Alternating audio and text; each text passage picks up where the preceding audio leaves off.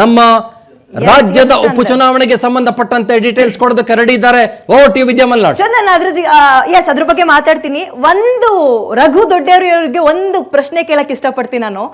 ಇಷ್ಟು ನನ್ನ ಕಾನ್ವರ್ಸೇಷನ್ ಗಮನಿಸ್ತಾ ಇದ್ದೆ. ರಘು ದೊಡ್ಡೆಯವರಿಗೆ ಒಂದು ಕಿವಿ ಮಾತು ಕಾಂಗ್ರೆಸ್ಗೆ ಏನಪ್ಪಾ ಅಂತ ಹೇಳಿದ್ರೆ, ಮತ್ತೊಬ್ಬ ಬಸವಂತ್ ಶರ್ಮನ್ ರೀತಿಯಲ್ಲಿ ಡಿ ಕೆ ಶಿವಕುಮಾರ್ ಅವ್ರನ್ನ ಮಾಡ್ಕೋಬೇಡ್ರಿ ಕಾಂಗ್ರೆಸ್ ವಿಚಾರದಲ್ಲಿ. ಓಕೆ, ಈಗ ನಾನು ಅಪ್ಡೇಟ್ ಕೊಡ್ತಾ ಹೋಗ್ತೀನಿ. ಅದ್ ಯಾಕೆ ಅಂತ ಬೇಕಾದ್ರೆ ನೀವು ಆಮೇಲೆ ಎಕ್ಸ್ಪ್ಲೇನ್ ಕೇಳಿದ್ರೆ ನಾನು ಹೇಳ್ತಾ ಹೋಗ್ತೀನಿ ಚಂದನ್. ನಾನು ಹೋಗಕ್ಕಿಂತ ಮುಂಚೆ ಚಂದನ್ ಅವ್ರ ಗಮನಕ್ಕೆ ತಂದಿದೆ, ಇದು ಹಾವು ಏಣಿಯಾಟ ಏನು ಬೇಕಾದ್ರೂ ಆಗ್ಬೋದು. ಕಾಂಗ್ರೆಸ್ಗೆ ದಾವಣಗೆರೆ ಅಷ್ಟೊಂದು ಸುಲಭದ ಬಿರಿಯಾನಿ ಆಗಿಲ್ಲ ಅಂತ ಹೇಳಿದ್ದೆ. ಸೇಮ್ ಇಲ್ಲಿಂದ ಹೊರಗೋದೆ ಸೇಮ್ ಅಪ್ಡೇಟ್. ದಾವಣಗೆರೆಯಲ್ಲಿ ಬಿಜೆಪಿ ಅಭ್ಯರ್ಥಿ ದಾಸಕರಿಯಪ್ಪಗೆ ಮುನ್ನಡೆ. ರೀಸನ್ಸ್ ಗಳನ್ನು ನೋಡ್ತಾ ಹೋಗೋಣ ನಾವು. ಕಾಂಗ್ರೆಸ್ ಅಭ್ಯರ್ಥಿ ಸಮರ್ಥ ಶಾಮನೂರ್ಗೆ ಹಿನ್ನಡೆ. ಕಾಂಗ್ರೆಸ್ ಮತಗಳನ್ನ SDPI ಅಭ್ಯರ್ಥಿ ಸೆಳೆದಿದ್ದಾರೆ. ಆದ್ರೆ ಒಂದು ಗುಂಪನ್ನ ಮಾತ್ರ. ಸೊ ಶಾಮನೂರು ಮೊಮ್ಮಗನಿಗೆ ಶಾಕ್, ಶಾಮನೂರು ಕುಟುಂಬದವರಿಗೆ ಶಾಕ್, ಕಾಂಗ್ರೆಸ್ಗೆ ಶಾಕ್, ಡಿ ಕೆ ಶಿವಕುಮಾರ್ಗೆ ಶಾಕ್. ಹಿಂಗ ತಗೊಳ್ಳಿ, ಹೋಲ್ಸೇಲ್ ಆಗಿ ತಗೊಳ್ಳಿ ಯಾರ್ಯಾರಿಗೆ ಶಾಕ್ ಇದು ಅಂತ. ನಂಬರ್ಸ್ ಗಳನ್ನ ನೋಡ್ತಾ ಇದ್ರಿ. SDPIಗೆ 2159 ಮತ. ಅಂದ್ರೆ ಅವ್ರು ಗೆದ್ದು ಬಿಡ್ತಾರೆ ಅಂತಲ್ಲ. ಈಗ ನನ್ನ ತಟ್ಟೆಗೆ ಬರ್ಬೇಕಾಗಿದ್ದು ಸ್ವಲ್ಪ ಬೇರೆ ಕಡೆಗೆ ಹೋದ್ರೆ ನನಗೆ ಡ್ಯಾಮೇಜ್ ಅಲ್ವಾ ಅದು. ಸೇಮ್ ಕಾಂಗ್ರೆಸ್ಗೆ ಆಗಿರೋದಿದೆ. ಕಾಂಗ್ರೆಸ್ಗೆ ಅಲ್ಪಸಂಖ್ಯಾತ ಸಮುದಾಯದ ವಿಚಾರದಲ್ಲಿ ದೊಡ್ಡ ಪೆಟ್ಟು ಬಿದ್ದಿರೋದಂತೂ ನಿಜ. ಕಾಂಗ್ರೆಸ್ ಅಭ್ಯರ್ಥಿ ಸಮರ್ಥ ಶಾಮನೂರ್ಗೆ ಹಿನ್ನಡೆಯಾಗಿದೆ. ಚಪ್ಲಿ ಗಿಪ್ಲಿ ಬಿಟ್ಟು ಬರಿಗಾಲಲ್ಲಿ ಬಿಸಿಲಲ್ಲಿ ದಾವಣಗೆರೆಯಲ್ಲಿ ನಡ್ಕೊಂಡು ಓಡಾಡಿದ್ರೂ ಕೂಡ ಯಾಕೋ ಜನ ಚಿಕ್ಕ ಹುಡುಗ ಗೆಲ್ಲಿಸ್ಬಿಡೋಣ ಬಿಡಪ್ಪ, ನಮ್ ಶಾಮನೂರು ಮೊಮ್ಮಗ ಗೆಲ್ಲಿಸ್ಬಿಡೋಣ ಬಿಡಪ್ಪ, ನೋ ಮನಸ್ಥಿತಿಗೆ ಹೋಗಿಲ್ಲ, ಅಭಿವೃದ್ಧಿಯನ್ನ ಗಮನಿಸಿದ್ದಾರೆ ಅಂತ ಕಾಣಿಸ್ತಾ ಇದೆ. ನಂಬರ್ 1.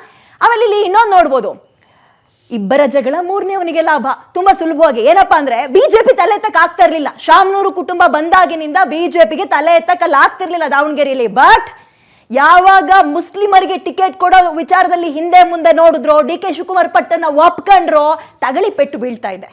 ಜಮೀರ್ ಅಹಮದ್ ಅವರ ಕುರ್ಚಿ ವಿಚಾರ ಇದ್ರಲ್ಲಿ ಏನಾಗುತ್ತೆ ಇದನ್ನ ಆಮೇಲೆ ನೋಡೋಣ, ಇದೀಗಿನ ವಿಚಾರ ಅಲ್ಲ. ಅಂಡ್ ಇನ್ನೊಂದಿಲ್ಲಿ ಗಮನಿಸಬೇಕು, ಜಮೀರ್ ಅವರು ಪಕ್ಷವನ್ನ ಮೀರಿ ಅಲ್ಪಸಂಖ್ಯಾತ ನಾಯಕ ನಾನು ಅಂತ ಪ್ರೂವ್ ಮಾಡ್ಕೊಳಕ್ ಹೋಗಿದ್ರು. ಅದು ಇಲ್ಲಿ ಸಾಬೀತಾದಂಗೆ ಕಾಣಿಸ್ತಾ ಇದೆ.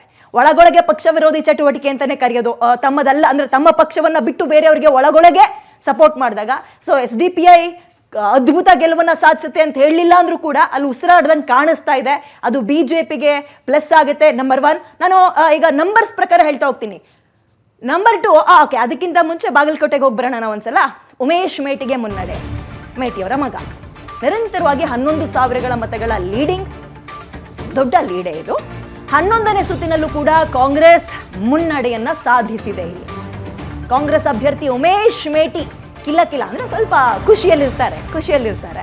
ಬಾಗಲಕೋಟೆಯಲ್ಲಿ ಉಮೇಶ್ ಮೇಟಿಗೆ ಮುನ್ನಡೆಯಾಗಿದೆ. ಚರಂತಿಮಠ್ ಅವರ ಸ್ಟ್ರಾಟಜಿ, ಬಿಜೆಪಿ ನಾಯಕರುಗಳ ಒಂದು ಉತ್ಸಾಹ, ಏನು ಮಾಡಿದ್ರು ಅಲ್ಲಿ ಉಸಿರಾಡಕ್ ಆಗ್ತಾ ಇಲ್ಲ ಅವ್ರಿಗೆ. 11ನೇ ಸುತ್ತಿನಲ್ಲೂ ಕೂಡ ಕಾಂಗ್ರೆಸ್ ಅಲ್ಲಿ ಮುನ್ನಡೆ ಸಾಧಿಸಿದೆ. ಹಂಗನ್ಕೊಂಡು ಕಾಂಗ್ರೆಸ್ಗೆ ಭರ್ಜರಿ ಜಯ ಇದು ಅನ್ನಂಗಿಲ್ಲ. ನಾನು ಆರಂಭದಲ್ಲೂ ಹೇಳ್ದೆ, ಈಗಲೂ ಹೇಳ್ತಾ ಇದ್ದೀನಿ, ಯಾವ ಪಕ್ಷ ರೂಲಿಂಗ್ ಮಾಡ್ತಾ ಇರುತ್ತೋ ಆ ಟೈಮ್ನಲ್ಲಿ ಬರುವಂತಹ ಬೈ ಎಲೆಕ್ಷನ್ ಆಲ್ಮೋಸ್ಟ್ 90% ಅದೇ ಪಕ್ಷದ ಪರವಾಗಿ ವಾಲಿರತ್ತೆ. ಇಲ್ಲೇನು ವಾವ್ ಅನ್ನೋ ಫ್ಯಾಕ್ಟರ್ಗಳನ್ನ ಹುಡ್ಕೋ ಅಗತ್ಯ ಇಲ್ಲ. ಬಟ್ ಸೋತ್ರೆ ನಾವು ಬೇಕಾದ್ರೆ ಗಮನಿಸಬಹುದು ಈಗ, ಅಥವಾ ಸೋಲುವ ಹತ್ರಕ್ಕೆ ಬಂದ್ರು ಕೂಡ ನಾವು ಇದ್ರ ಬಗ್ಗೆ ಚರ್ಚೆ ಮಾಡುವುದು. ಎಕ್ಸಾಂಪಲ್ ನಾನು ಹೇಳಿದ್ನಲ್ಲ, ದಾವಣಗೆರೆ ದಕ್ಷಿಣ ಭಾಗ. ಈಗ ಬಾಗಲಕೋಟೆ ಅಂತ ತಗೊಳ್ಳೋದಾದ್ರೆ, ಇಲ್ಲಿ ಬಿಜೆಪಿ ಒಟ್ಟಾಗಿ ನಿಂತ್ಕೊಂಡ್ರು, ಏನು ಮಾಡೋಕ್ಕಾಗಿಲ್ಲ. ಅಂಡ್ ಕಳೆದ ಬಾರಿ ಸ್ವಲ್ಪ ನಿರೀಕ್ಷೆ ಇತ್ತು ಚರಂತಿಮಠ್ ಅವ್ರ ವಿಚಾರದಲ್ಲಿ. ಬಿಕಾಸ್ ಒಂದು 5,000 ಮತಗಳ ಅಂತರದಿಂದ ಸೋತಿದ್ರು. ಅದು ಕೂಡ ಅವರ ಬ್ರದರೇ ಇದ್ದಿದ್ರಿಂದ ಅವರಿಗೆ ಪೆಟ್ಟು ಬಿತ್ತು ಅಂತ ಹೇಳಲಾಗ್ತಾ ಇತ್ತು. ಬಟ್ ಈಗ ಸಾಲಿಡ್ ಆಗಿ ತಗೊಳ್ತಾರೆ ವೋಟ್ ಅನ್ನೋ ನಿರೀಕ್ಷೆ ಅಂತೂ ಒಂದು ಹಂತದಲ್ಲಿತ್ತು. ಬಟ್ ಅದು ಯಾಕೋ ಸಾಧ್ಯ ಆಗ್ತಿಲ್ಲ. 11,000 ಇದೇನು ಚಿಕ್ಕ ಮ್ಯಾಟರ್ ಅಲ್ಲ ರೀ, ಆ ನಂಬರ್ಸು ದೊಡ್ಡ ಮ್ಯಾಟರ್. ಓಕೆ, ಬಾಗಲಕೋಟೆ ಪಕ್ಕಕ್ಕಿಡೋಣ. ತುಂಬಾ ಇಂಟ್ರೆಸ್ಟಿಂಗ್.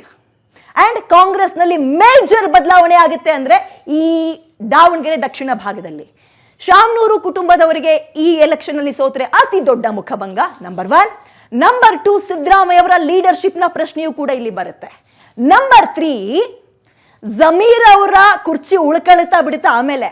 ಬಟ್ ಪಕ್ಷವನ್ನ ಹೊರತುಪಡಿಸಿಯೂ ಕೂಡ ನಾನು ಅಲ್ಪಸಂಖ್ಯಾತರ ಸಮುದಾಯದ ಒಬ್ಬ ನಾಯಕ ಅಂತ ಅನಿಸ್ಕೊಳ್ಳೋದು ಪ್ರೂವ್ ಮಾಡ್ದಂಗೆ ಆಗುತ್ತೆ.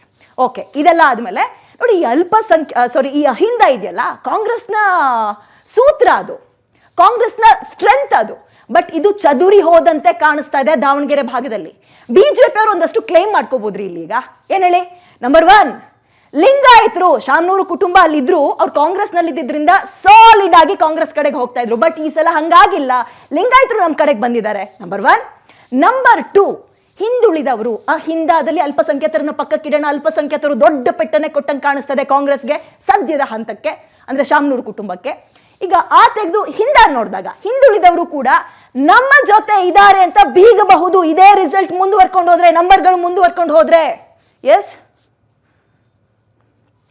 ಓಕೆ, ಹಿಂದುಳಿದವರು ಕೂಡ ನಮ್ಮ ಜೊತೆ ಇದ್ದಾರೆ ಅಂತ ಕ್ಲೇಮ್ ಮಾಡ್ಕೊಳ್ಳೋಕೆ ಬಿಜೆಪಿಗೆ ಈಸಿ ಆಗುತ್ತೆ. ನಂಬರ್ 3, ನೋಡ್ರಿ 3 ವರ್ಷದಿಂದ ಕಾಂಗ್ರೆಸ್ನಲ್ಲಿ ಸಿಎಂ ಕುರ್ಚಿ ಕಿತ್ತಾಟ ಇದೆ ಅಂತ ಅಂದಿದ್ದು ನಿಜ. ಅದರ ಜೊತೆಗೆ ಬಿಜೆಪಿ ಏನೇನು ತಣ್ಣಗಿರ್ಲಿಲ್ಲ, ಅವರೆಲ್ಲೇನು ಒಗ್ಗಟ್ಟಿರ್ಲಿಲ್ಲ, ಎತ್ತಿಯರಿಗೆ ಕೊಣ ನೀರಿಗೆ ಅನ್ನೋ ಪರಿಸ್ಥಿತಿ. ಸೊ ಬಟ್ ಈ ಎಲೆಕ್ಷನ್ ಅಲ್ಲಿ ಹಂಗೆ ಮಾಡ್ಕೊಳ್ಳಿಲ್ಲ ಅವರು, ಎಲ್ಲರೂ ಒಟ್ಟಾಗಿ ಬಂದ್ಬಿಟ್ರು. ಒಟ್ಟಾಗಿದ್ದಾರೆ, ಒಟ್ಟಾಗಿದ್ದೀವಿ, ಒಟ್ಟಾದ್ರೆ ಏನ್ ರಿಸಲ್ಟ್ ಕೊಡುತ್ತೆ ಬಿಜೆಪಿ ಅನ್ನೋದಕ್ಕೂ ಕೂಡ ಇದೇ ನಂಬರ್ಸ್ ಮುಂದುವರೆದ್ರೆ ಬಿಜೆಪಿ ಇದನ್ನು ಕೂಡ ಕ್ಲೇಮ್ ಮಾಡ್ಕೋಬಹುದು. ಆಮೇಲೆ ಇನ್ನೊಂದೇನಪ್ಪ ಅಂತ ಹೇಳಿದ್ರೆ, ಎಸ್, ಆಡಳಿತಾರೂಢ ಪಕ್ಷ ಸೋತ್ ಬಿಟ್ರೆ 2 ಎಲೆಕ್ಷನ್ ಗೆದ್ರೆ ಫೈನ್, 1 ಸೋತ್ರು ಕೂಡ ಕಾಂಗ್ರೆಸ್ಗೆ ದೊಡ್ಡ ಮಟ್ಟದ ಡ್ಯಾಮೇಜ್, ಹಿನ್ನಡೆ. ಸಿದ್ದರಾಮಯ್ಯ ಅವರ ಲೀಡರ್ಶಿಪ್ನ ಪ್ರಶ್ನೆ ಆಗುತ್ತೆ ಇದು. ಅಂಡ್ ಜಮೀರ್ ಅವರ ವಿಚಾರ ಏನಾಗುತ್ತೆ ಆಮೇಲೆ ನೋಡ್ತಾ ಹೋಗೋಣ. SDPI ಅನ್ನುವಂಥದ್ದು ಬಂದು ಇದು ತ್ರಿಕೋನ ಸ್ಪರ್ಧೆ ಆಯಿತು. Can you imagine? ಬಿಜೆಪಿ ಅಥವಾ ಕಾಂಗ್ರೆಸ್ ಇದ್ರೆ ಫೈನ್, ಅಲ್ಲಿ ಇನ್ನೊಬ್ರು ಬಂದ್ರು, ಇನ್ನೊಂದು ಸ್ವಲ್ಪ ಸೆಳ್ಕೊಂಡ್ರು ಅಂದಾಗ SDPI ಅದೊಂದು ಪಕ್ಷ ಇದೆ ಅನ್ನುವಂಥದ್ದು ಒಂದಷ್ಟು ಜನಕ್ಕೆ ಗೊತ್ತಾಯ್ತು. Any idea on what are the number of votes for SDPI, Vidya? Okay Chandan, ಸದ್ಯಕ್ಕೆ ನಾನು ಒಂದು 10 ನಿಮಿಷದ ಒಳಗೆ ಬರ್ಬೇಕಾದ್ರೆ ಅದು 2,500 ದಾಟಿದೆ ಅನ್ನೋ ನಂಬರ್ಸ್ ಇದೆ. 2,500 ದಾಟಿದೆ. ಅಂಡ್ ಡೆಫಿನೆಟ್ಲಿ ಇದು ಹ್ಯೂಜ್ ಡಿಸ್ಟೆನ್ಸ್ ಕಾಂಗ್ರೆಸ್ಗೆ ಹಾಗೆ ನೋಡೋದಾದ್ರೆ. 2,500 10 ನಿಮಿಷ, ಇವಾಗ ಒಂದು 3,000 ಆಗಿರ್ಬೋದು. May be S.